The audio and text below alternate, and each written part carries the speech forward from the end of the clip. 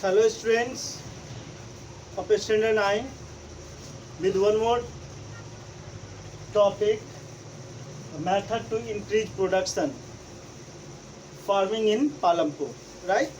तो last topic जो हम लोग देख रहे थे, फार्मिंग की प्रोडक्टिविटी को कैसे बढ़ाया जा सकता है। पालमपुर में जो एग्रीकल्चर एक्टिविटीज होती है, फार्मिंग होती है, उस फार्मिंग को हम यील्ड को कैसे हम बढ़ा सकते हैं। In last video I have explain you about two method, multiple cropping and mixed cropping और mixed farming can be useful method to increase yield और increase productivity in agriculture, right. अब हम लोग उसके आगे देखते हैं, क्योंकि ये क्वेश्चंस एग्जाम में आता है। What are the different methods through which we can increase the productivity in agriculture, right. So first of all I just told you about multiple cropping and mixed farming. Now we will see furtherly role of irrigation, electricity, multiple cropping, modern farming methods, increasing farm production.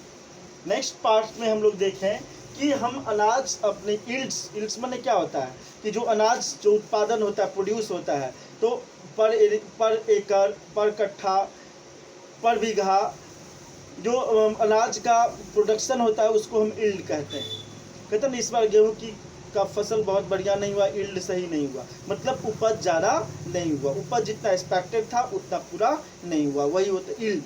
तो कहता है कि irrigation is one of the most important factor through which we can increase the productivity of yield, right. Irrigation facilities से क्या कर, क्योंकि if we talk about India then the agriculture is totally depend on the monsoon, right।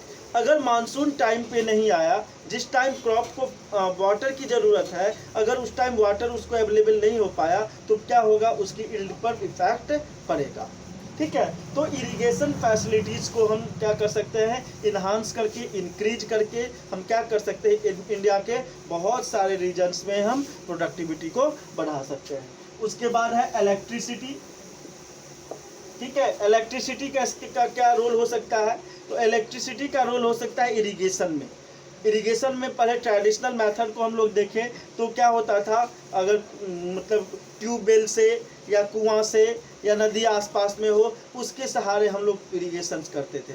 लेकिन अब हम क्या है, electricity के माध्यम से हम क्या कर सकते हैं, दूर से भी हम वाटर को हम ला सकते हैं और ज़मीन के काफ़ी नीचे से भी हम क्या कर सकते हैं, हम पानी को हम इलेक्ट्रिसिटी के माध्यम से हम ये कर सकते हैं और वाटर को हम क्या अवेलेबल करा सकते हैं प्लांट को, हम ये बताएंगे। उसके बाद मॉडर्न फार्मिंग मेथड में बदलाव करके, ठीक है, मॉडर्न जो टेक्नोलॉजी है उस टेक्नोलॉजी को, चाहे सीड्स को बोने में हो या मतलब थ्रेशर्स आदि का यूज करना हो, चाहे मतलब टेक्नोलॉजी को यूज करके हम क्या कर सकते हैं, प्रोडक्टिविटी को, यील्ड्स को हम इंक्रीज कर सकते हैं। कहता है इरिगेशन से क्या क्या फायदा हुआ, इरिगेशन कैसे किया जा सकता है। मोर क्रॉप्स कैन बी ग्रोन, जिस एरिया में मतलब पूरी तरह से पानी की व्यवस्था नहीं है, चाहे जिस रीजन में बारिश बहुत कम होती है, उस एरिया में हम पानी की उपलब्धता करके, वाटर की अवेलेबिलिटी करके, इरिगेशन फैसिलिटी को हम ला करके हम उस एरिया में भी क्या कर सकते हैं, मतलब कि ग्रेन का प्रोडक्टिविटी को बढ़ा सकते हैं, अनाज की उपज वहाँ पर हम कर सकते हैं। आज देखते हो कि बहुत सारे रीजन से राजस्थान आदि में लोग या बहुत सारे ऐसे स्टेट है जहाँ पर कि क्या होती है, बारिश जितनी ज़रूरत है उससे कम होती है। उस कंडीशन में इरिगेशन का रोल क्या हो जाता है, बहुत इम्पॉर्टेंट हो जाता है। पहले बहुत सारे रीजन्स जो थे वो क्या होता था, वहाँ पर फसल इसलिए नहीं होता था क्योंकि वाटर की कमी होती थी, लेकिन वहाँ पर भी गवर्नमेंट ने और हम लोगों ने भी प्रयास करके क्या किया है, वहाँ पर वाटर का अवेलेबिलिटी किया है। हम लोग देखते हैं रूरल एरियाज में भी हमारा जहाँ पर लैंड होता है वहाँ पर क्या करते हैं, पंपिंग सेट को हम इस्टेब्लिश करते हैं, ठीक है, असेंबल करते हैं वहाँ पे। और इसके अलावा जो गवर्नमेंट भी इलेक्ट्रिसिटी प्रोवाइड करती है, गवर्नमेंट का जो इलेक्ट्रिसिटी गया हुआ है वायर, उससे लोग कनेक्ट करके क्या करते हैं, वो अपने खेतों में मोटर लगा करके वाटर अरेंज करते हैं और उस वाटर से क्या करते हैं, इरिगेशंस करते हैं खेतों में, जिससे कि प्रोडक्टिविटी इंक्रीज करे। तो more crops can be grown, well, tubewells, ponds and canal. Irrigation का ट्रेडिशनल मेथड क्या था, पहले कुआं होता था या ट्यूबवेल होता था या पॉन्ड्स होते थे, पॉन्ड्स में क्या, तालाब आदि, ठीक है, कैनल्स, तो ये सारे मेथड्स होते थे ट्रेडिशनल मेथड। लेकिन इस मेथड को हम अगर इन सारे को हम इलेक्ट्रीफाई कर दें, इसको इलेक्ट्रिसिटी से जोड़ दें, तो हमें किसी भी टाइम में जब भी इलेक्ट्रिसिटी अगर सप्लाई आ रही हो उस समय हम वाटर क्या कर सकते हैं, प्राप्त कर सकते हैं। ठीक है, तो इलेक्ट्रिसिटी को इन सारे में इरिगेशन फैसिलिटी में, इरिगेशन मेथड्स में इलेक्ट्रिसिटी को हम ऐड कर लेते हैं इलेक्ट्रिक, तो उससे हमारा इरिगेशन फैसिलिटी, इरिगेशन सिस्टम और स्ट्रॉन्ग हो जाएगा और स्ट्रॉन्ग इरिगेशन सिस्टम हो जाएगा, उससे हमारा प्रोडक्टिविटी पर भी काफ़ी पॉजिटिव इम्पैक्ट पड़ेगा। Dear students, now when the irrigation facility was electrified, farming in Palampur got boost. Electricity transformed the system of irrigation. This is not a story of only Palampur. अगर देखा जाए तो पालमपुर जैसे जितने भी गांव हैं जहां पर इलेक्ट्रिसिटी पहुंच गया है, तो इलेक्ट्रिसिटी के पहुंचने से इरिगेशंस में काफ़ी सुधार आया है और एग्रीकल्चर के सिस्टम को ही काफ़ी तरह से बदल दिया है। ठीक है, तो वही पालमपुर में भी पालमपुर में भी इरिगेशन फैसिलिटी के कारण वहाँ के एग्रीकल्चर में आप कह सकते हो काफ़ी राइज अप हुई है। कहता situation of irrigation and electricity in our country. लेकिन अभी भी देखा जाए तो इंडिया की अगर बात करें, इंडिया के बहुत सारे ऐसे विलेजेज हैं जहाँ पर अभी तक इलेक्ट्रिसिटी नहीं पहुँच पाया है। रिसेंट ईयर्स में देखा जाए तो ग्रामीण एरिया, पहले तो यहाँ तक आज से कुछ साल याद करो, 5 से 10 साल पहले तक तो मोबाइल चार्ज करने के लिए हम लोग इंतज़ार करते थे, किस चीज़ का, लाइन का, कि बिजली आएगी तब हम कम से कम मोबाइल रिचार्ज करेंगे। चाहे कुछ सारे घरों में, लोगों के प्रत्येक घरों में क्या था, बिजली नहीं था, कुछ लोगों के पास बिजली होता था और जहाँ पर बिजली होता था वहाँ पर क्या होता, लाइन लगा हुआ रहता था मोबाइल चार्ज करने के लिए। लालटेन के युग में हम लोग जी रहे थे। लेकिन आज अगर हम पिछले 5-10 सालों की बात देखें तो इलेक्ट्रिसिटी के कनेक्शंस काफ़ी तेज़ी से बढ़ा है, गवर्नमेंट के डिफरेंट स्कीम्स के माध्यम से। ठीक है, प्रत्येक आज लगभग देखा जाए तो शायद ही कोई ऐसा घर होगा जहां पर इलेक्ट्रिसिटी नहीं होगा। तो इलेक्ट्रिसिटी होम सप्लाई के साथ साथ एग्रीकल्चर प्रोडक्टिविटी के लिए भी यूज किया गया है, और जहां नहीं किया गया है गवर्नमेंट उस पर वर्क कर रही है, जिसके कारण से क्या हो सकता है, मतलब कि लाइफ स्टाइल में काफ़ी इम्प्रूवमेंट हो सकता है। स्पेशली खास करके एग्रीकल्चरल एरियाज़ में, जहाँ एग्रीकल्चर रीजन्स है, रूरल एरियाज़ में, वहाँ पर इलेक्ट्रिसिटी की सप्लाई तो होम रिक्वायरमेंट को फुलफिल करेगा ही, साथ साथ एग्रीकल्चर को भी वो प्रमोट करेगा।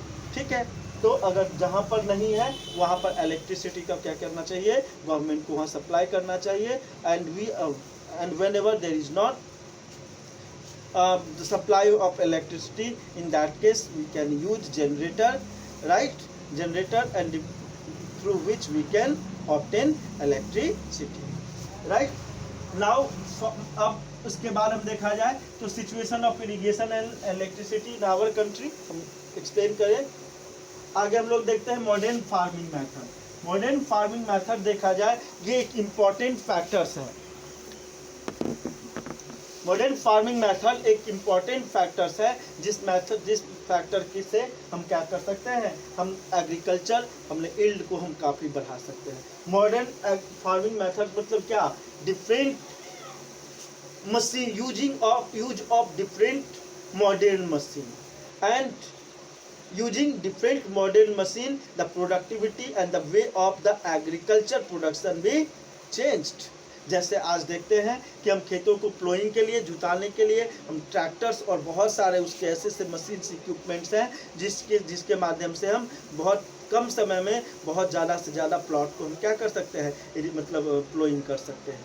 ठीक है, जैसे कि और देखा जाए using modern farming methods to increase the yield from the given piece of land.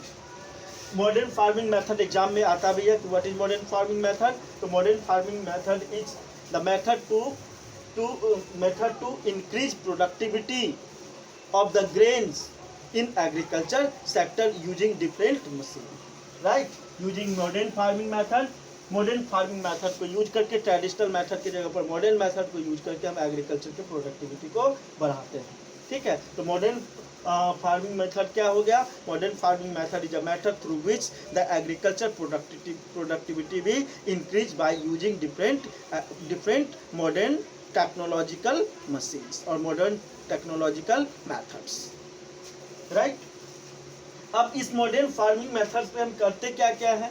तो सबसे पहले हम क्या करते हैं, ट्रेडिशनल सीड जो है उसके जगह पर हम HYV सीड्स यूज करते हैं। HYV सीड्स क्या होता है? High yield varieties. ठीक है, इसको मतलब क्या है, इसको साइंस के हेल्प से सीड्स को इस तरह से मतलब तैयार किया जाता है जिससे कि यील्ड्स की प्रोडक्टिविटी बहुत ज़्यादा बढ़े। और देखा जाए हाई यील्ड वेराइटीज़ के यूज करने से प्रोडक्टिविटी हमारा कई गुना बढ़ा है।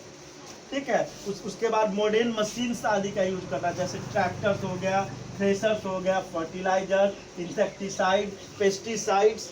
ठीक है, ये सारे मेथड्स, इस सारे चीज़ों को यूज करने से, इसके बाद एग्रीकल्चर का हमें सही नॉलेज होना। आज एग्रीकल्चर की पढ़ाई होती है, एग्रीकल्चर से जो पढ़े लिखे जो फार्मर होंगे उनका जो एग्रीकल्चर करने का तरीका अलग होगा, और ऑब्वियसली टेक्नोलॉजी को जब यूज करेंगे तो प्रोडक्टिविटी क्या होगा? बहुत ज़्यादा बढ़ेगा। ठीक है, तो ये मॉडर्न मशीनरी जैसे कि ट्रैक्टर्स हो, थ्रेशर्स हो, फर्टिलाइजर्स हो, इंसेक्टिसाइड्स हो, पेस्टिसाइड्स हो, ये सारे इन सारे सोर्सेस को यूज करके हम क्या कर सकते हैं? प्रोडक्टिविटी को बढ़ा सकते हैं, यील्ड्स को हम बढ़ा सकते हैं। आज अगर देखा जाए तो यही रीजन है कि 1960s के दशक में ग्रीन रिवॉल्यूशन आया। तो what was the reason of the green revolution? तो ग्रीन रिवॉल्यूशन का रीजन था the use of the modern farming method, right. लेकिन डियर स्टूडेंट्स, इस बात को भी ध्यान रखें कि एग्रीकल्चर के में इन सारे फर्टिलाइजर्स, इंसेक्टिसाइड्स, पेस्टिसाइड्स आदि यूज करने से लैंड का, सॉइल का जो है फर्टिलिटी पावर भी क्या होता है? डिके कर सकता है, क्योंकि जो इफिशियंसी सॉइल की होती है एक लिमिटेड होता है। अगर जितना उसमें ज़्यादा से ज़्यादा HYV और फर्टिलाइजर, इंसेक्टिसाइड, पेस्टिसाइड्स आदि यूज करने से उसकी कैपेसिटी क्या हो जाती है? डाउन हो जाती है। इसलिए हम एग्रीकल्चर को, हम क्रॉप को चेंज करके हम एग्रीकल्चर एक्टिविटी करते हैं। कहता है in late 1960 in Punjab, Haryana and western UP used HYV seeds, irrigation chemical fertilization and pesticides to increase the yield. अगर 1960 के बाद की बात करें तो उस ड्यूरेशन में पंजाब में हो, हरियाणा में हो और वेस्टर्न यूपी की बात करें तो इन स्टेट में मतलब एग्रीकल्चर का प्रोडक्टिविटी देखा जाए तो कई गुना बढ़ गया था। ठीक है, जिसको कि ग्रीन रिवॉल्यूशंस कहते हैं। मतलब मॉडर्न फार्मिंग मेथड से के यूज करने से, इरिगेशंस के यूज करने से एग्रीकल्चर के सेक्टर में जो तेज़ी से प्रोडक्टिविटी में जो वृद्धि हुई, इंक्रीज हुआ, उसी को हम ग्रीन रिवॉल्यूशन कहते हैं। जिसके कारण से चावल, गेहूं, इन सारे के प्रोडक्शन में जो कई गुना बढ़ोतरी हुआ, उसी को हम ग्रीन रिवॉल्यूशन के नाम से जानते हैं, right. So dear students, let us summarise, right, how to increase the productivity. The first one, by using mixed farming or multiple cropping, use of the irrigation, right, use of the electricity and use of the modern farming method. These are the different methods through which we can increase the productivity of the grains, right. तो land को हम नहीं बढ़ाए, land हमारा fix ही रहा, लेकिन land के जगह पे हम प्रोडक्टिविटी के मेथड को बढ़ा करके हमने देखा।